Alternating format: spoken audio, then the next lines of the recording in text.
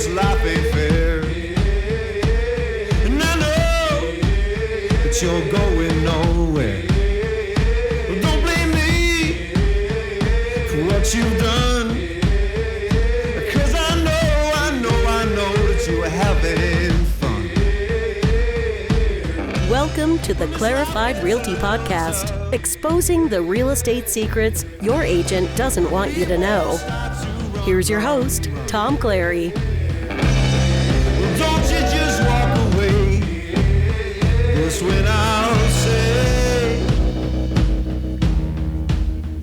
Well, don't give Welcome to the Clarified Realty Podcast. I'm Tom Clary. My usual co-host, Ron Bruno, will not be here today. He's been out of town for the last few days, but he will definitely be with us on the next podcast. So it looks like it's just going to be you and me today. But as always, I'm so glad to have you back. Thanks for coming. So my topic today is going to be all about negotiation. That push and pull that has to happen in just about every real estate transaction. I'm going to go over ways you can help to make sure that you don't get taken advantage of, what stages during your purchase or sale that you're going to see negotiations take place, when timing-wise it's better to make your stands and when it's better to take a step back and compromise. And last but not least, we'll discuss how the heart of every negotiation is really about discovering what the other side truly wants. And it might not always be only about spending less or getting more for the price of the house. It could be something completely different. And you'll be kicking yourself if you never even think to go down that road in the first place. But I want to start out by telling you a little story about how I was introduced into the whole world of negotiation by my wife, Julie. It was a little late in life, but luckily, thankfully, before I started my occupation as a real estate agent, we had just got engaged, and we were on our way to the Los Angeles Jewelry District to buy my wedding band. Now, let me tell you about my wife. Not only is she an attorney, so definitely not a stranger to high-powered negotiations herself, but she's also, let's say, she's Chinese. So her mom and dad came from China and were no strangers to the world of, haggling and negotiating for goods and services.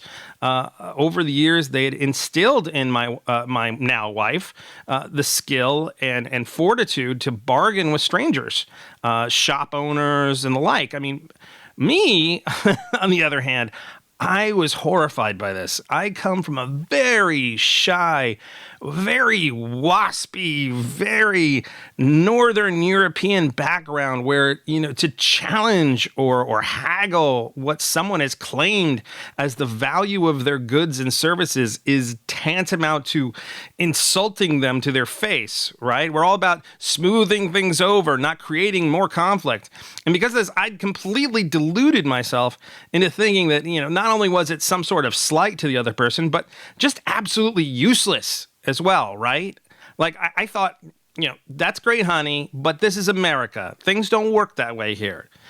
I just completely dismissed whole cloth, like it was just absolutely futile and insulting to the other person to boot. And while we were dating, she'd be like, "You're crazy, idiot. You can actually get better deals if you just ask for them." And I was like, no way. If you ever do that in front of me, I'm just going to say that I don't know you and completely walk away from you. No, scratch that. I'm going to run away from you. And that was because my family never did it. I would imagine falsely how the other person felt. But this time, she was just not having it. We were on our way out to the car and she says, "Listen to me, you big dope. I am haggling for this. These guys in the jewelry district expect it. You are not going to run away. You are not going to sabotage me. Do you understand? We're going to get a better deal for this band." And I started bitching. And she's like, "You just need to shut the hell up." So I'm like, you know what? Fine. I'm going to show you once and for all that this is absolutely useless. And when I show you this doesn't work, I don't want to hear about haggling ever again. All right, deal? Do we have an agreement? And because my wife is an incredibly intelligent woman, she did. She agreed. So I said, "Okay, big shot, what do you want me to do?" So she told me some signals that we were going to give each other about how much or how little I wanted something. I wanted something like, do I really like that ring? And if they played ball and I really wanted the ring, I would say something that was somewhat derogatory yet encouraging about it. She'd get the message and start the negotiation. She would offer less for it and work her way up to what she felt was a reasonable price. Her last offer would be framed with something like, would you take X for it if I paid cash? If they said no, then it meant that they weren't playing ball with us and we had to walk away. No matter what, we had to turn around and walk out of the store. Now, this will be an important part of the strategy that I'll bring up later, but I said fine and agreed I would abide by her rules. So we go down to the LA Jewelry District and my heart is just sick. I know that I'm going to be completely embarrassed by this situation. But by God, like any boneheaded husband who thinks they know better, I'm going to prove my point to her.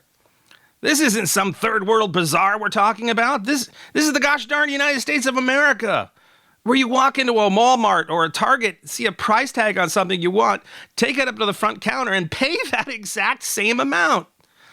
My wife just smiled the entire way there because she knew what was going to happen. So we get there and we go through a bunch of shops and I can't even concentrate on the rings. I'm so wound up by the scene that I know she's going to make. I'm just like, yeah, that's nice. Or sure, that one's not bad. And she's like cool as a cucumber. So we go into this one shop and there's this really big guy behind the counter. Really tough looking guy. And I'm like, oh no, seriously? And we start looking at the rings and then I see it. It's the perfect ring. And I'm like, crap. I so don't want to do this. I'm totally dreading what's coming next. So Julie looks at me and she sees I'm making a connection with this ring. So she asks me, do you like it? And I go reluctantly into the secret words. It's okay. That meant I really, really wanted it. We couldn't let this guy behind the counter know this, so I'm only saying, it's okay. I mean, I'm not going to say, that's the only ring for me, because then he'll have us over a barrel, right? No leverage. So I just say, it's okay. And she starts to go into the haggle. And I look at her, and and man, I'm sure I was imagining this, but her eyes roll back into her head, like a shark when it's about to feed. And I'll just make up the numbers here because it's been a long time over the last 10 years, but I'll just say that the ring was about $1,000 or on the price tag. And I was prepared to pay that. I would have paid double not to be standing there right then. So Julie winds up and makes her first pitch. It's a nice ring. $1,000 was more than we wanted to spend. Would you take $650 for it? And I'm like, oh God, no, go to my happy place. I can't be here. Oh, this is bad. She offered $350 less than what it said on the price tag. This is crazy. And I'm watching the guy and he shakes his head. No, absolutely not. And I'm just feeling like, oh, see? This is a total disaster, a total and absolute disaster. Of course he's saying no, of course. But then he scratches his head, thinks about it for a second or so longer and says, I think I could do $850. And then the world froze. I was like, come again? Whoa, what was that? I couldn't believe what I just heard. I was like Alice falling through the looking glass. Things sort of turned all weird and warpy. It felt like that, that whole bullet time slowdown in the Matrix, like reality was folding in on itself. Did this guy just tell us he would take less for the ring than he was selling it for? I was stunned. I mean, silent. If this was true, that you could actually deal and negotiate for things, just think of all the opportunities you could have to save money. Think of all the opportunities I'd already wasted. And then so excited. I just couldn't stop. I was like, out of nowhere, I completely blurred out to the guy, would you take $750 for it if I paid you cash? The cat was out of the bag. It was supposed to be the coup de grace, and I completely jumped the gun. Julie looked at me like I'd totally blown it. She still had some haggling to do, and I'd completely stolen her thunder. The guy looks at me. He says, $750? Good. Okay. Yeah, it's a deal. And I'm like, what? And we throw down the cash, and I'm like skipping out of the place all jazzed. I'm like, the sun is shining. There's rainbows and unicorns running around. I'm tap dancing down the street. And I turn to Julie, and I'm all proud. And I'm like, can you believe it? I got him to come down to $750. That was awesome. And she just looks at me all cross, and she says, you freaking idiot. He would have gone for $700. Oh, well. She didn't think it was as successful as I did, but that didn't matter. A whole new world had opened up to me. It was a world of negotiation. Now, I really don't think that I'm alone when I say that a lot of people either don't realize that you can negotiate and make deals, or are just too embarrassed to think that they can't. When it comes down to it, I think we've been conditioned to not create conflict. And by wheeling and dealing, we risk angering the other party or hurting feelings. But negotiation can be a useful tool when needed. And sometimes, as I learned with my dealings in the jewelry district, often expected. The sooner you can get over your fear of conflict, the better. And by the way, that doesn't necessarily have to be a dirty word, conflict. By conflict, I just mean two opposing sides with two different needs. So there's a book that I highly recommend, and I'll be quoting it a bit in this episode. It's called Never Split the Difference by Chris Voss. Chris was the FBI's lead international kidnapping negotiator. He now teaches his techniques around the world. This book is literally the best book I've ever read about negotiation. Seriously, you should go to Amazon right now, put this on pause, go and buy it, and then come back, of course. And by the way, we'll get into the title a little bit too. Not splitting the difference will be a big part of what you should do when it comes time to negotiate all or part of your real estate transaction. But like I said, I'll get into that later. But in his book, he talks about this fear of negotiation. He says, and this is a quote, "The first step to achieving a mastery of daily negotiation is to get over your aversion to negotiating. You don't need to like it. You just need to understand that's how the world works. Negotiating does not mean browbeating or grinding someone down. It simply means playing the emotional game that human society is set up for. In this world, you get what you ask for. You just have to ask correctly. So claim your prerogative to ask for what you think is right." But there's and this is end quote. But there's an interesting additional level of complication when it comes to negotiation for a real estate transaction. Whether you are the buyer or the seller, it's very rare that you're doing the actual negotiation. It's usually an intermediary, someone else that's doing it. It's your real estate agent. So I think the best place to start discussing negotiations as they pertain to real estate really starts with choosing a competent real estate agent in the first place. You want to make sure that they will be able to not only be persuasive when it comes to presenting their arguments, but also that they will not just fold at the slightest bit of pressure. You want them to be able to face the other side boldly, but not just, as Voss says, browbeat or grind. Anybody can do that.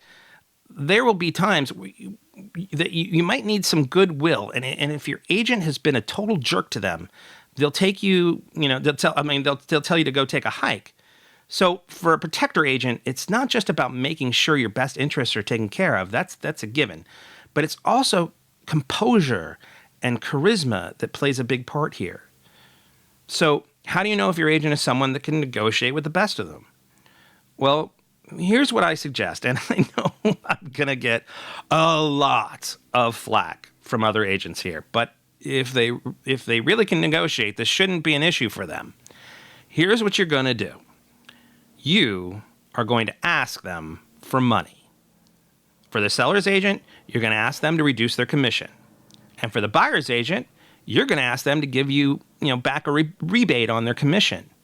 Now, Don't get all excited here. Like, cool, free money. No, this is a negotiation you want to lose. Now, what do I mean by that? Well, it's going to go one of three ways. The first way is the one who is desperate, a WA, a weak agent, that just wants to get any commission. Their form of negotiation is not to negotiate at all.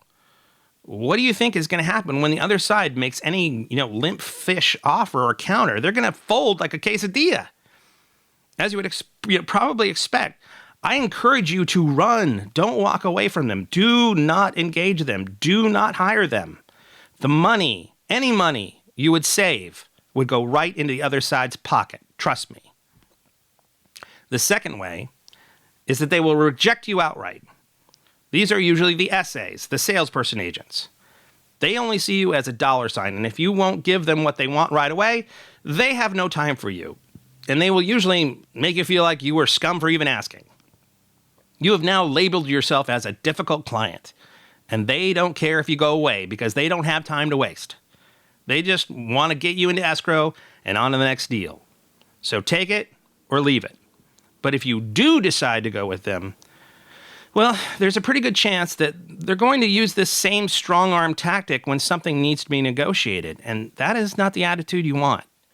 You could very well find yourself losing a deal or making a bad situation even worse because they hurt the other side's feelings. As I said, there could be times when goodwill can be incredibly useful later on in a deal. And the third way you'll see is that of the protector agent. They will listen to what you say very carefully and then ask you very specific questions about why you want the reduction or rebate. They will then give you definitive facts about why they can't or won't give it to you. I'd love to give you a reduction on my commission, but I provide a lot more value than other agents. I make sure your home is professionally photographed. That costs money. I do a video of your property. That costs money. I pay for a free staging consult of your property. That costs money. And on top of it, if you look at my sales versus others in your area, you'll see that on average, my clients net about 20% more than list price whenever they sell. Value, value, value. Facts, facts, facts. And all the while, they don't belittle you and your request. They are persuasive without being salesy and honest without being arrogant. They just want you to understand that their side is completely valid. Give them a little pressure and see if they crack. If they don't, then trust me, you want to lose that negotiation. You do not want to win. Not this time. You want to do everything you can to keep them at whatever cost they're asking for. Because this is how they're going to handle the negotiations when you aren't there. That's right. Most of the time, you won't even be in the room when most of the negotiations take place. So when they are on the phone with the agent from the other side, standing up for you strongly with facts, you want to know that they are going to be the best representation for you, and they aren't going to settle until there is a deal everyone can be happy with. So let's take a walk through the various parts of the transaction where negotiation takes place. So first, the first point would be when the offer is made. If you're a buyer, you walk through the house, you say, yep, this is the one for me, let's write it up. Well, that's when your agent starts building their case for why the seller should go for your offer. Now, the interesting thing is, I've had wheeler and dealer clients that think they're so slick. If let's say the house is listed at $600,000, they're like, let's offer $550 for it. Not so fast, buddy. It's not that type of haggling like in the jewelry store. The sellers know that, they're going to be getting in bed with you for the next 30 to 45 days. You don't want to start off with, well, you're the ugliest girl on the block. You don't deserve to be loved, so, I'll give you this. No, you need to romance them a bit. If they're actually overpriced, then you need to do the homework and show them that with comps. But more likely, if they're well priced for the market, then you need to understand that a move like offering $50,000 less is going to show them you don't have a grasp on reality. They're going to resist just about any temptation to work with you. I mean, let's say you do your research and you think they're probably priced pretty correctly. Then you only have certain things to negotiate with. Is it a strong buyer's market? Most markets aren't right now. It's not like it was 5 or 6 years ago when you could throw a rock and hit a foreclosure. There's little inventory out there, so it's a strong seller's market. They're going to look at your lowball offer, toss it in the dustbin, and say next. And trust me, there are going to be 20 other people behind you who are perfectly happy to jump to the front of the line. The other thing that maybe could get you a second look is, do you, as a buyer, have leverage? Is your offer all cash? Can you close in 2 weeks? Is it non-contingent? Yes, you are? All right, well, that might make your deal a little sweeter. But if there's an offer higher than you, then there's a good chance you're out of luck. I've seen it time and time again. Unless they are moving to Iowa in 2 weeks, people will wait for more money. But after all this, if you still want to make a low offer, you got to back it up with some sort of facts. And they've got to be good ones. Something like, hey, I've got 3 comps 100 feet from you that all went for $550K 2 months ago. If you don't have facts like that to back up what you're thinking, then you're just going to get ignored. So I implore you, please know what the story is before asking your agent to go this direction. They will thank you for it, and their resources are better spent on finding you another good property than putting in a bunch of shoddy offers that have no chance of getting accepted. Now, for the seller in this real estate market, you hold most of the power at this point. Assuming your agent did everything right and you priced it correctly, you should have offers after the first weekend. Then what you're doing is less about negotiating as it is about picking wisely. You're going to pick out which services you want, escrow, title, etc., and you'll probably not get a lot of pushback. If you do, it's something to consider. I don't think that these are deal breakers, but listen carefully to the buyer's tone. The way the agents and their clients respond is a great snapshot for what to expect later on down the line when a request for repairs comes back. So just keep your eyes open. Okay, you both made your deal, and the next is the request for repairs. This is where the meat of the negotiation usually happens. So the buyer comes in and they do their inspection and they come up with a list of repairs. This is where we start horse trading. So once again, I'm going to start with the buyers. For the buyers, you really need to understand where your lines in the sand are. Now, if you are walking into new construction, then you should have every expectation that the house should be in perfect or next to perfect condition. I'd be going for everything that the inspector turns up. You have some good leverage there. It's new. You should expect it to be in pristine condition. But if the house is previously owned, then you need to expect that there are going to be things the inspector is going to find. So you need to choose what things are important to you. If you come to the seller with a long list and say, we want a credit for everything, he's going to tell you that they already figured that it wasn't new construction into the price, and they'll let the contingency expire and move on to the next buyer. You want to at least give the appearance that you're being reasonable. And by the way, as we'll find out later, strong-arming them at this point is not a wise choice anyway, but I'll get to that. But that's why when it comes to negotiating a request for repairs from the buy side, I tend to advise my clients to keep it to requests in 2 categories. The first is, was I able to see this when I bought the house? If yes, then you should have already figured it into the price you offered for the house. If no, then you couldn't have known about it and should get some sort of credit for it. The second category is, will this problem hurt or kill me if I don't repair it? If you didn't see some sort of inspection issue that your inspector says could do you physical harm, then absolutely ask for it. Like, here are a couple of examples. One buyer I had was doing their inspection, and the inspector calls us into the garage where the electrical board was. She says, look at this, and she starts tugging on one of the wires, and it starts arcing and sparking, and we're like, whoa! The board was totally shot. It was not only on its last legs, but it was a fire hazard to boot. You can bet your butt that we ended up asking for it on the request for repairs. Damn straight. Then I had another client that bought a house, and they had seen, that in the backyard there was this huge pile of rocks. time comes for the request for repairs, and they say, yeah, oh, and we want them to remove the rocks. And I'm like, you saw them every time you were in the house before we made the offer. They were in plain sight. They weren't hiding them. You should have figured that into your initial offer.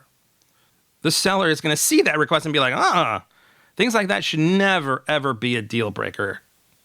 So here's what happens when you go back to the seller with your request for repairs. When you're negotiating with them, on your request, you establish how reasonable you are. You say, look, see all that piddly little stuff that the inspector came up with that isn't going to kill me and anybody would have seen when they walk through the property? Well, I'm not going to ask for that. But these other items, these are my line in the sand. I deserve these because there's no way I could have known about them when I agreed to buy your house. Oh, and these other ones, they could kill me. And then you're going to give real detailed bids from companies for how much they are going to charge to fix it. Now, 9 times out of 10, they're going to counter. So I'm not averse to throwing a few other sacrificial lambs in that you don't mind sending to slaughter, but protect your lines in the sand. For those things, you have to be prepared to walk away from the entire deal. Remember what I said when we were in the jewelry store, something that Julie told me. I had to be prepared to walk away and not take the ring with me if they weren't going to deal. That gives you more power in the negotiation. Now, I'm going to give you a little secret behind the scenes. One of the most powerful pieces of leverage you have as a buyer is that all previous inspection reports need to be disclosed to the next buyer. So let's say that you had an inspection report and it says there's some sort of foundation issue. The seller says they won't pay for the fix, and you walk. Well, then the next buyer comes in, and legally the seller has to give them that report. That buyer then goes in knowing that there's this huge foundation problem, but here's the fun part. They're going to do their own inspections too. Who knows what that inspector is going to find? It's the devil you know versus the devil you don't know. You want to make sure that your agent is reminding them of this fact. It might just be enough to say, for them to say, screw it, and decide not to, go for that second buyer. They'd rather deal with you and your list of repairs and the foundation. On the seller side, you're going to want to build your own leverage for this. First off, you need to know your own lines in the sand also. Only you can really know what you need to get out of the deal to make it worthwhile to sell your house. You also want to make sure your agent doesn't stop showing the house until there's at least one backup offer in place. You want to make sure that when that other agent sends over the request for repairs, and if there is something that just seems unreasonable, you are letting them know whenever you talk to them that there is another buyer chomping at the bit to get a chance at the house. Now, they are the devil you don't know, but it's better than not having an option to bring in someone else. Also at this point, if a repair is being requested and the bid just seems crazy high, the seller's agent should be getting on the phone and getting a comparable competitive bid as well. And not from some fly-by-night pseudo-tradesman, but a real specialist. Facts work both ways, and it can be very persuasive. If a plumber can do the sewer work for $5,000 less, who knows? Maybe your buyer will be happy that you were able to find the deal and be happy to use them instead. Now, what usually happens is that numbers start going back and forth. Money, dollar figures go back and forth. As a buyer's agent, I prefer to get a credit rather than have the work done. When you have the work done on your own, by your own people, you make sure the work is done to your specifications and not the seller's. So what we're really talking about here is a credit. And the agents go back and forth, and most times I hear something along the lines of, hey, let's say we just split the difference and get this thing closed. Now, as I briefly mentioned before, splitting the difference isn't necessarily the best option and is usually the purview of the WA, the weak agent. Sometimes that's just not the best choice for my client. Voss tells a really great story about this in his book, about the danger of compromise. He gives this example. A woman wants her husband to, this is me reading him. A woman wants her husband to wear black shoes with a suit, but her husband doesn't want to. He prefers brown shoes. So what do? They compromise. They meet halfway. And you guessed it, He wears one black and one brown shoe. Is this the best outcome? No. In fact, that's the worst possible outcome. Either of the two other outcomes, black or brown, would be better than the compromise. Next time you want to compromise, remind yourself of those mismatched shoes. End quote. So think about that. There are times where just meeting in the middle does nothing for you or the other party. Sometimes it's just wrong colored shoes. One time there was a house where I represented the buyer, and after doing an inspection, we found out that there was 0% life left on the roof.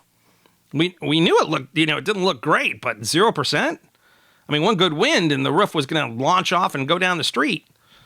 My buyer, he loved the house, but if he couldn't get them to pay for that roof, he was going to have to pass.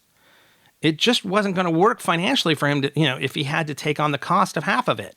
To even split the difference for him would have been a brown shoe and a blue shoe. He couldn't. He wouldn't pay half for it. It just would be too much of a cost for him. So we went back and back, negotiated, hit them with facts, bids, and he got an entirely new roof paid for. There was no compromise because for him, it wasn't worth it to have the house and pay an extra $7 or $8 to split the difference. The seller didn't want to go back out on the market, open up the house for new inspections with a new buyer, and risk giving up even more, so they paid for it. And believe it or not, both parties were happy. The seller kept a buyer and eventually sold their house. The buyer got a new roof on a house that they loved. Win-win. Now, there are times that you're going to need to be strong and really stick to your guns and sometimes be aggressive. But I'm going to make the argument that in the beginning, it's in your best interest to keep the negotiations civil. Like it or not, you are in the deal, and there's usually another 15 to 20 days left in the escrow. All sorts of bad things could still come up. That's why you want to bank some goodwill towards each other. Because on the 17th day, the appraisal contingency is up. What if the appraisal comes up short, like we just discussed in episode 13? If you haven't, as the seller, given any concessions and the buyer hates your guts, they're not going to be receptive to putting more cash on the table to make the deal work. They're going to think they're overpaying already because there are a bunch of repairs they now need to make on their dime. If you're a buyer and you've completely raked them over the coals, nickel and diming every single item on the inspection report, then they're not going to want to reduce their sales price at all. They're already, in their mind, losing a portion of their net from the house to pay for cracks in the sidewalk or whatever else you were whining about. This is the point where cooperation is key. And the less antagonistic you've been up to this point can really help you guys come together and make the deal still work. And to wrap up here, I think what helps most negotiations is really finding out what the other side wants. When I contact an agent before I even make an offer, I always ask them the same question. I understand that the seller wants X dollars for their house, but is there anything else that's important for them? That way, I hear things like, well, they have a job in Tuscaloosa starting in 4 weeks. So then I'm like, cool. Speed is important to them. As a seller, if you can only go so far on a credit for repairs, but you heard, that it's a new married couple that are your buyers, maybe they could use the furniture that you aren't going to use anymore. Throw that in instead. Negotiation doesn't have to only be about money. It's about what gets both sides to agree. The more you can stand in the shoes of the other person, the easier it will be to possibly come up with alternate ideas for getting to an agreement. So rather than focus on what you want, which is definitely important, stop and think about what your buyer wants or your seller wants. You might just be able to give them something that means little value to you, but to them means the world. Well, that's about it for today. If you have any questions or comments, please don't hesitate to leave them for us on our Facebook page, facebook.com/Clarified Realty Podcast, all one word. You can email me directly at tom@clarifiedrealty.com. For more exclusive bonus content and advice between episodes, please check out our website, www.clarifiedrealty.com. Also on our homepage, you'll find links to helpful buyer and seller guides that can give you some great information for starting your home buying or home seller process. So check those out. I'm on Snapchat, Twitter, and Instagram as well. My handle for all three of those are @Clarified Realty. I beg you, please, I always do this. I beg you, please stop everything. Go and leave feedback and reviews on iTunes or in the comments section on our page. My amazing theme song, Hey Now, is from the band Wolf. That's Wolf with 2 Fs. And please go check them out and like them on SoundCloud. We'll also leave a link to the song in the credits if we can. They rock so hard, they never split the difference. The only thing they split is eardrums. And just a little disclaimer, I'm licensed by the California Bureau of Real Estate. My license number is 01715353. The advice I give is only for properties located in the state of California. For all other states, please contact your local real estate agent or real estate professional. Well, that's about it. Thanks for coming by, everybody. And remember, the greatest thing you can ever do is make someone feel at home. Take care. We'll see you next week.